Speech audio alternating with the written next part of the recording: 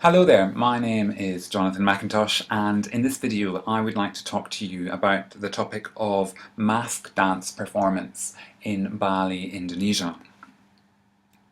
The three aims for this video are to introduce mask dance drama in Bali, specifically a genre known as topeng. Following the video, we'll then examine the interrelationship between music, dance and drama in a topeng performance. And finally, the video will explore how the contemporary performing arts are intrinsically linked to Balinese identity and a sense of history, and how we can see this in a topeng presentation. So mask dancing has existed in Bali for at least a millennium. And in Bali, some masks acquire a sacred quality and power by being passed down through the generations. Some of these masks are utilised in a topeng performance, but not all masks are considered to be sacred. The genre of topeng first developed during the 17th and 18th centuries. And the word topeng actually means to press against the face, whereas the word for mask is the Balinese term tapel. So tapel means mask in Balinese, whereas in Indonesian the word topeng actually means mask. There are two main types of topeng performance. On the one hand, there's a 5-actor topeng, which is known as topeng panche, and a topeng panche is represented by a group of actors who perform together regularly, or a group of individual artists brought together especially for a specific performance. So these different actors perform different masks or different roles within the presentation. On the other hand, topeng bajagan is a topeng performance where one actor performs all the masks used in a presentation. As a form of theatre that mediates between rituals of ancestral visitation and the theatre character of illusion, topeng is usually performed as part of festivities accompanying a wedding, a cremation, a tooth filing ceremony, or a odalan. And an odalan is a temple ceremony or temple birthday, and this occurs every 210 days. It's the Balinese custom to mark these liminal times of tradition and renewal with layers of music, theatre and ceremony. The preferred aesthetic at these events is something known as rame, and rame is a Sanskrit word that means both busy and beautiful. So the layering of different forms of music, of different dances, of drama, of singing, all going on at the same time causes this kind of very noisy aesthetic, and it helps to keep malevolent spirits at bay during this auspicious time. And then the stories that are used for topeng performances, they are based on myths and historical chronicles, and these are then adapted to the situation at hand, so the specific context of each performance. There are various characters in a topeng play or a topeng dance drama, and these characters stem from Balinese historical chronicles known as the Babad Dalam, and these were written during the 17th and 18th centuries. And these chronicles tell the stories of Balinese kings and occasionally a queen. So the stories or the plots upon which a topeng play is based are Balinese stories, as opposed to the Indian epics of the Ramayana and the Mahabharata. And this is one reason why topeng is so popular in Bali and why it continues to be so popular. It tells the history of the island and its people through movement, dance, monologue and comedy. However, topeng is not just a form of entertainment, it's also a tool for teaching in which the masked archetypal characters communicate morals, ethics and philosophy to the audience. Noble characters wear full masks and communicate silently through pure dance movements and gesture. In contrast, comic characters translate and interpret for the noble characters. These comic characters wear masks that only cover half of their face, so it doesn't cover the mouth and it allows them to speak. And these comic characters translate from High Balinese or the old Javanese language of Kawi into everyday vernacular or common Balinese so that the audience can understand what's going on. Thus, in a topeng performance, there are many levels and languages of Balinese that are used. And the different levels and the languages of Balinese, the languages and the levels of Balinese that are used acknowledge the hierarchical social status or roles of the characters in a topeng performance. Comic characters are often very outrageous and they use slapstick comedy. And these are the only characters in a topeng play that communicate directly with the audience. They sing to the audience and they talk to the audience. For example, clowns in a topeng performance might discuss salacious local gossip or current events in the newspaper or on television, as well as political issues. In this way, the history in the legendary stories of the Baba Dalam, the historical chronicles, they are then evoked in relation to contemporary news or contemporary goings on. So tradition is preserved and recast in light of contemporary politics with plenty of room for innovation. The costumes that characters wear for topeng is very unlike ordinary Balinese dress or even the temple clothes that Balinese wear for ritual occasions. Indeed, the costume that's worn for a topeng performance is designed to evoke the Bali Hindu court period of the 14th and 15th centuries. So it evokes this kind of bygone Majapahit era of the link with East Java. So it evokes this, but it doesn't necessarily duplicate this time. So costumes are also a very important part of topeng performances, and they help to blur the margin between the past and the present. So, how does a topeng performance work and what happens in a topeng performance? Well, for a topeng performance, it's either can be performed on a stage, so a Western style stage, with the audience sitting at the front, or it can just be a performance space around which an audience gathers. There's normally a curtain set up at the back of this space or at the rear of the stage, and the performers enter the stage through this curtain. When the masked dancer is about to enter the performance space, he or sometimes she shakes the curtain, causing much anticipation amongst those in the audience. In reality, most members of the audience know which character will pass through the curtain at a specific moment in time.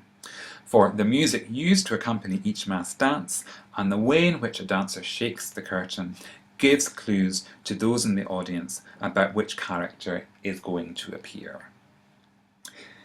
In a topeng play, the action begins prior to the introduction of a particular plot. So before the actual drama begins, there are traditionally 4, but nowadays 2, introductory dances.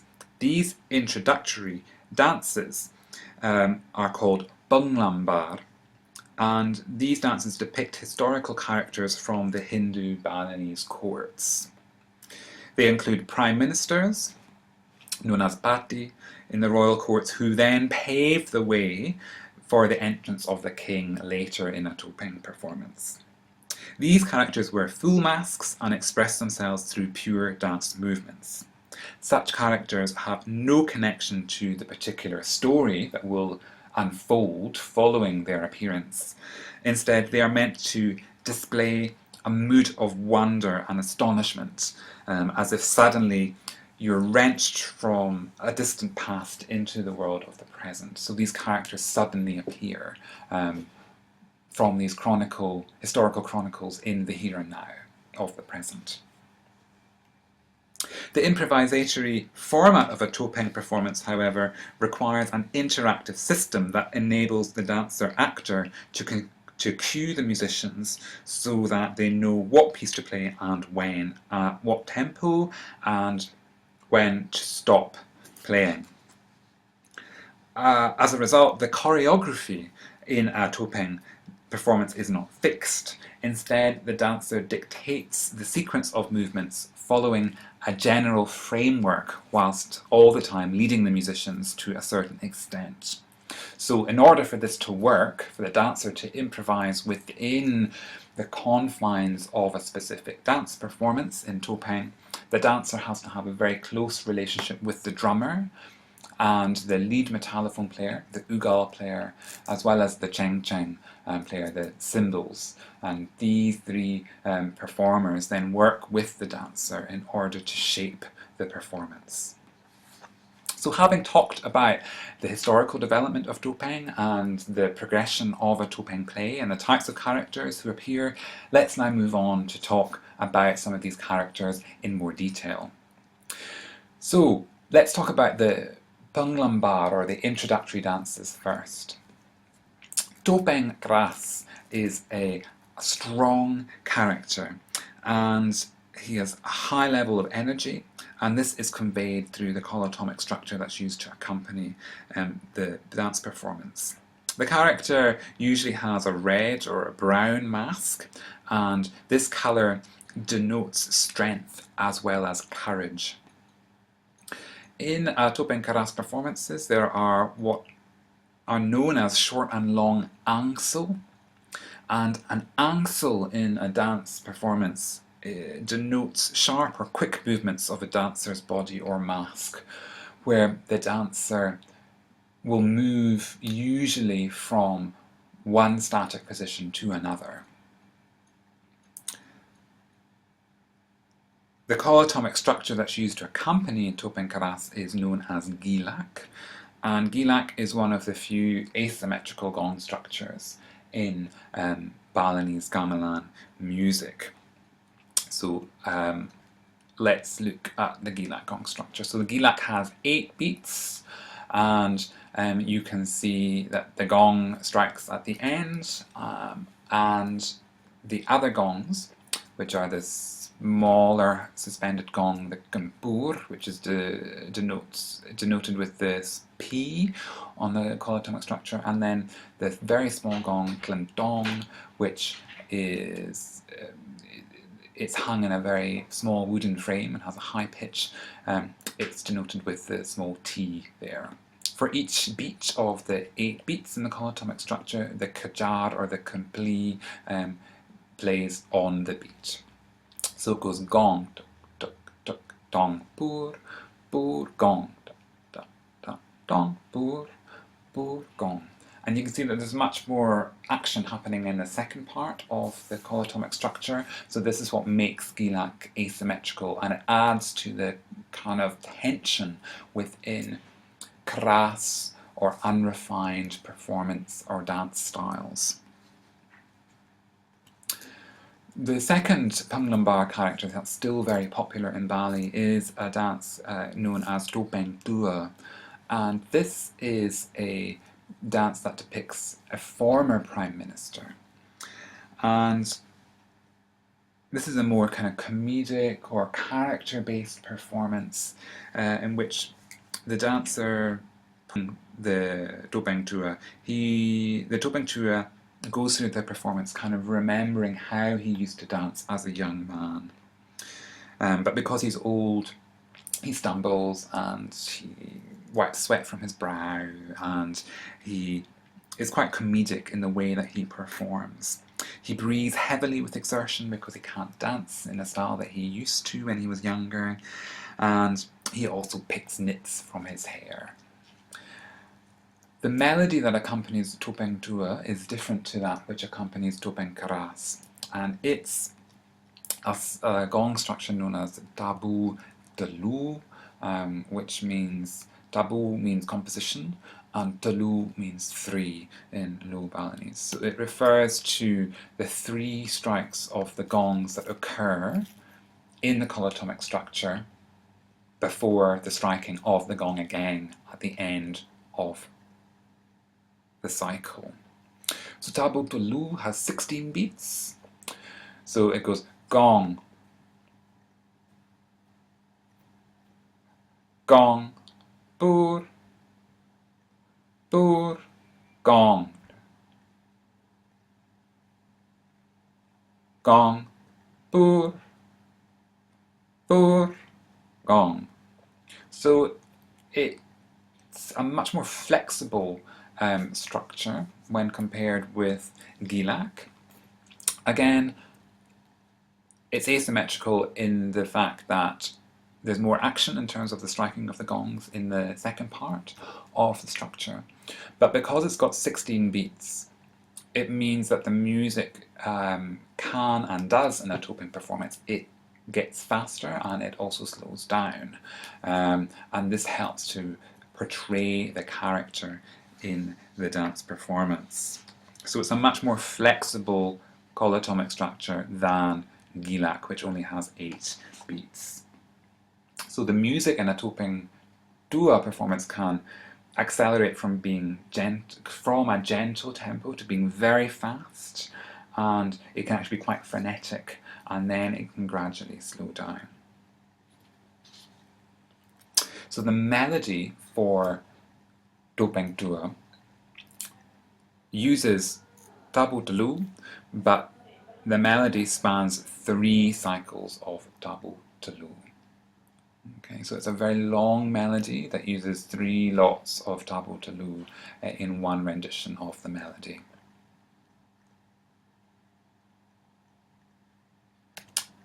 The next character to enter is the storyteller, or the Pundasar. And the Pundasar speak in a toping performance, and they wear half masks, unlike the Punglambar, which wear full masks. So usually there are 2 Pundasar, or kind of servant characters. There's a Pundasar Kelihan, which is the older brother, and he's usually a tall figure with very broad shoulders. And then there's a Pundasar Janikan. Janik means small in Balinese, and this is a younger brother, and he tends to be shorter and has kind of more narrower shoulders. So you can tell the contrast between these 2 characters through the physicality of their movements. The Pundasar are the servants of the king, and they often speak in quite a guttural or authoritative voice, and their entrance to the performance space is usually accompanied by a very short gong structure, which is known as batel, and it's the shortest gong structure in Balinese music. It only has 2 beats, and it goes gong, gong, nang, ting, nang, gong, nang, ting, nang.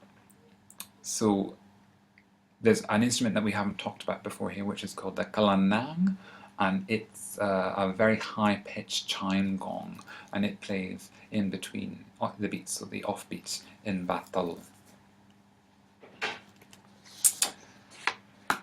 If we go back to talk about the Pundasar, when the Pundasar appears, this is where the story starts in a topeng performance. So they initiate the narrative, and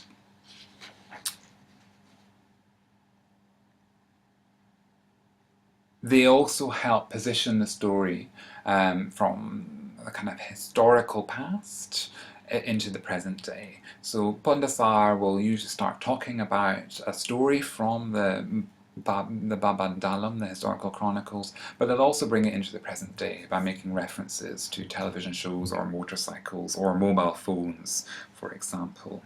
These characters also translate from High Balinese or Old Javanese, Kawi, into vernacular Balinese for those in the audience.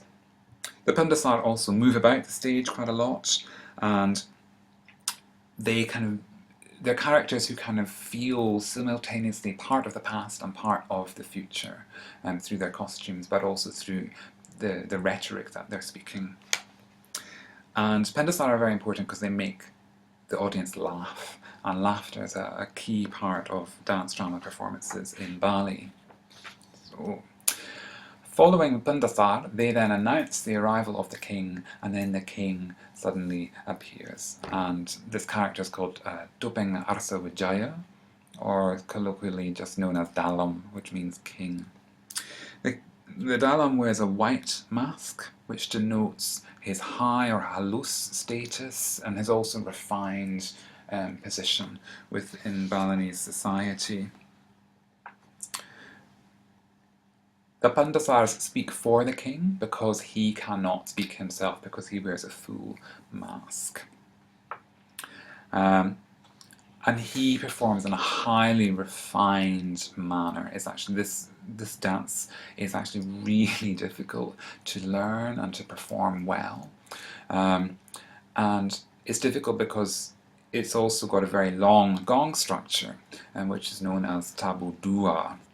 So whereas tabu talu has 3 strikes of the gongagang and the kampur in between the striking of the main gongagang at the end of the cycle, tabu dua, dua means 2 in Balinese, it only has 2 strikings of the kampur.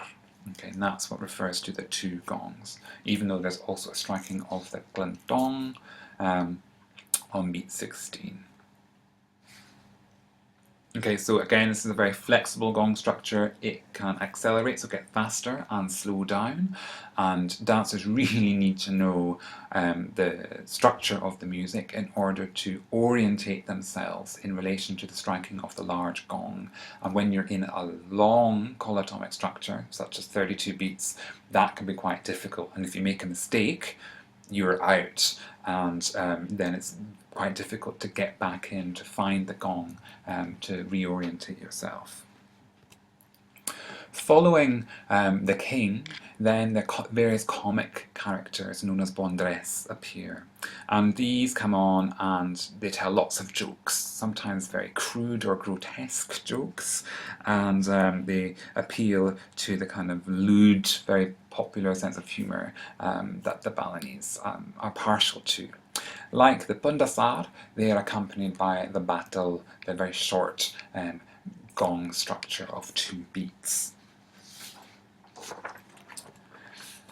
In a Topeng Bajagan performance, or a Topeng that's performed in a ritual context, the final mask is always the Sidyakarya.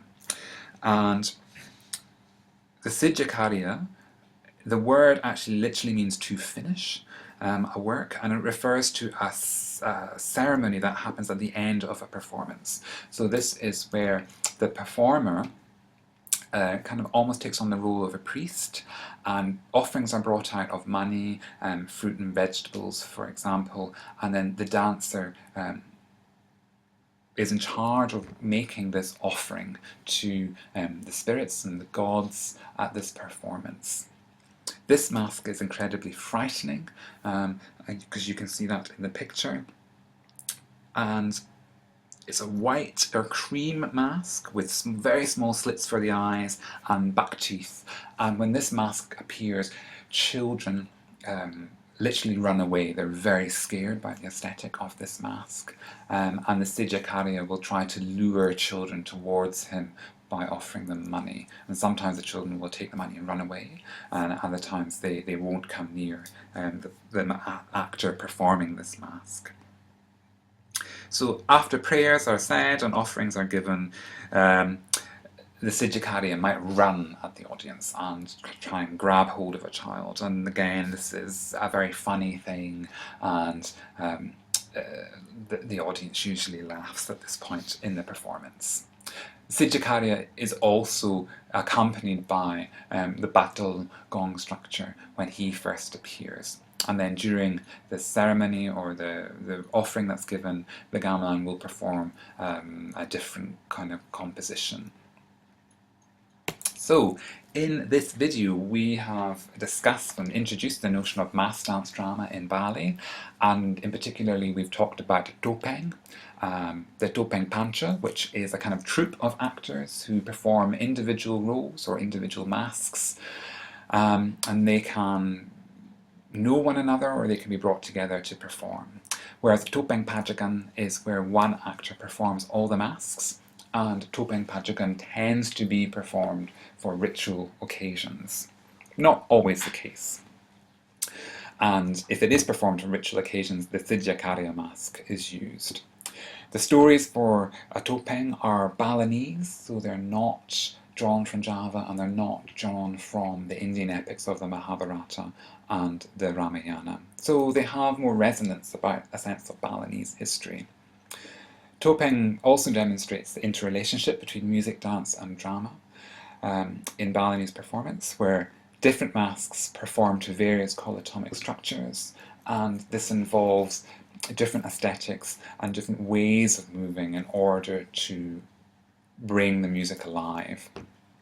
And finally, throughout the video, we've talked about the ways in which contemporary performances in the here and now reference the past, and this helps reinforce a sense of continuity with the past, but also a sense of change and about adapting to the kind of modern globalized world, where references to politics or mobile phones or motorcycles are included with the stories of Balinese kings and queens. So musicians and dancers traverse different worlds, and in doing so they bring the audience with them through this liminal performance space. And therefore in a topeng performance we have the playing of the past in the present, so reinforcing notions of history and links to the past in the present day is one of the jobs of a topeng performance style.